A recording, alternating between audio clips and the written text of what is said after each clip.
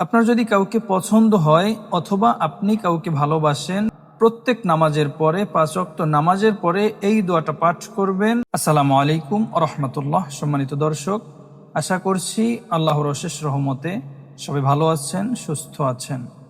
প্রিয় দর্শক, আজকের আলোচনা হচ্ছে 5 ওয়াক্ত নামাজের পরে যেই দোয়াটা পাঠ করলে আপনি আপনার ভালোবাসার মানুষকে আপনার জীবন সঙ্গী হিসেবে পেয়ে যাবেন, আপনার প্রিয় মানুষকে আপনার করে পাবেন ইনশাআল্লাহ।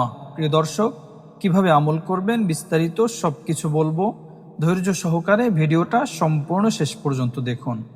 যারা এই চ্যানেলে নতুন, সবাই চ্যানেলটা সাবস্ক্রাইব করে পাশে থাকা বেল বাটনটি অল করে দিন, যেন নতুন নতুন ভিডিও আপনি সবার আগে পেতে পারেন। প্রিয় দর্শক, আপনার যদি কাউকে পছন্দ হয় অথবা আপনি কাউকে ভালোবাসেন, সে আপনাকে ভালোবাসে না, প্রত্যেক নামাজের পরে 5 ওয়াক্ত নামাজের পরে এই দোয়াটা পাঠ করবেন। আল্লাহ তাআলা যদি চান ওই ব্যক্তিকে আপনার করে দিবেন, ওই ব্যক্তিকে আপনার প্রিয় করে দিবেন, আপনার জীবন সঙ্গী বানিয়ে দিবেন।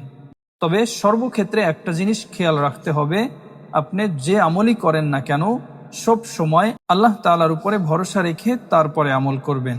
অনেক জিনিস আছে যেগুলো আপনি চাইতেছেন কিন্তু আপনার জন্য ক্ষতিকর, সেগুলো কিন্তু আল্লাহ তাআলা আপনাকে দিবে না।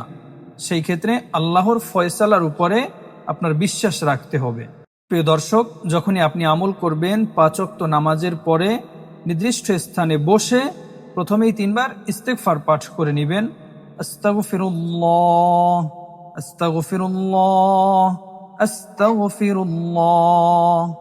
3 বার ইস্তেগফার পাঠ করে নেওয়ার পরে 3 বার দুরূদ ইব্রাহিম পাঠ করবেন, যে দুরূদ শরীফটা আমরা সবসময় নামাজের মধ্যে পড়ে থাকি, দুরূদ ইব্রাহিম।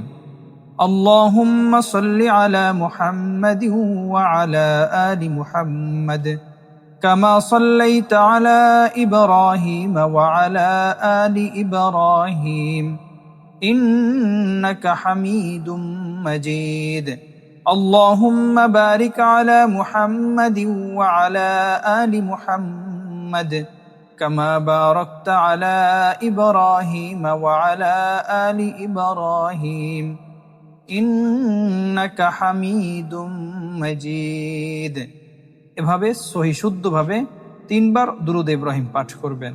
3 বার দুরূদ ইব্রাহিম পাঠ করার পরে আপনি যে ব্যক্তিকে আপনার প্রিয় করতে চান, যে ব্যক্তিকে আপনার করে পেতে চান, আপনার ভালোবাসার মানুষকে আপনি যদি জীবন সঙ্গী হিসেবে পেতে চান, ওই ব্যক্তির নাম মনে মনে স্মরণ করবেন।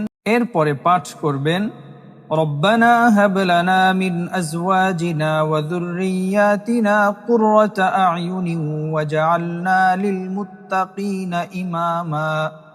রব্বানা হাব লানা মিন আজওয়াজিনা ওয়া যুররিয়াতিনা কুররাতা আ'য়ুনিন ওয়াজআলনা লিল মুত্তাকিনা ইমামা। এই দোয়াটা কয়েকবার পাঠ করে এরপরে আবারও 3 বার দুরূদ শরীফ পাঠ করবেন, আবারও 3 বার ইস্তেগফার পাঠ করে নেবেন।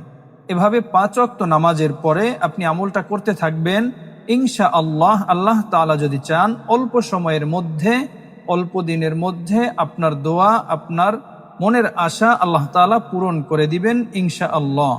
তবে আল্লাহ তাআলার উপরে ভরসা রেখে তারপরে আপনাকে আমল করতে হবে।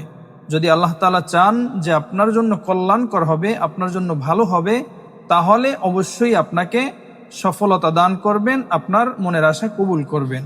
কিন্তু আল্লাহ তাআলার উপর থেকে কখনো বিশ্বাস হারানো যাবে না। আল্লাহর উপরে ভরসা রেখে তারপরেই আমল করতে হবে, যে আল্লাহ তাআলা যা চান ভালোর জন্য চান, আল্লাহ তাআলা যা করেন ভালোর জন্য করেন। প্রিয় দর্শক, ভিডিওটা যদি উপকারে আসে শেয়ার করে আরেকজনকে জানার সুযোগ করে দিন।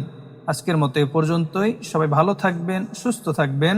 আল্লাহ হাফেজ। আসসালামু আলাইকুম ওয়া রাহমাতুল্লাহ।